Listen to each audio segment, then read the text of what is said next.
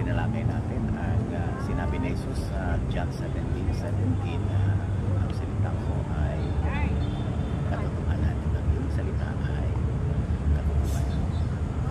Mapanalin mo sila sa iyong salita, nilang salita ng Diyos sa katotohanan. So, ipinakita dito kapag ikinakapit niya sa nabuhay ang mga ito.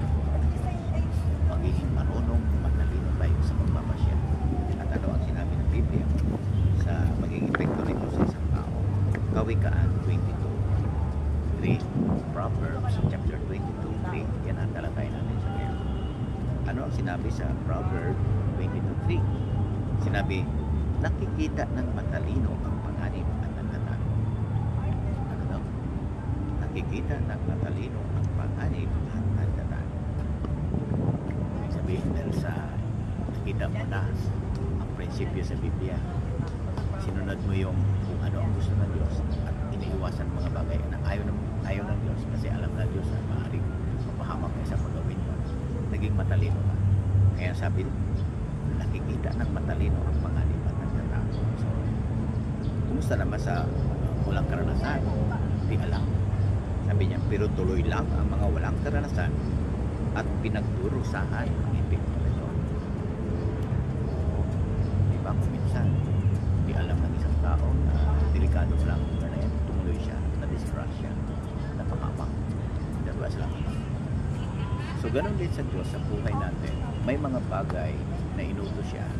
Sabi niya, ang utos ng Diyos ay dalisay, pure, katotohanan yun. Habang sinusunod natin, nakikita natin ang panganib at kumikilos tayo para maiwasan ang mga ito. Pero sa mga walang karanasan, sabi diyan, tuloy-tuloy lang siya at pinagdurusuhan ang epekto nito. Diba ang ganda? Ano ang pinakikita niya? Napakaganda na pag-aralan ng Biblia.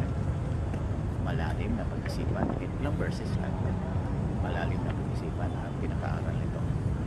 Kapit sa buhay sa Diyos. Ang mga gusto ng Diyos, gawin natin. At mga ayaw niya, siyempre huwag natin gawin. Yun ay isang katalinuhan.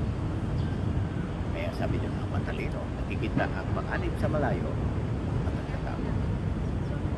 So, hindi natin naranasan ang epekto na balingkot pa ba siya. Diba ang ganda?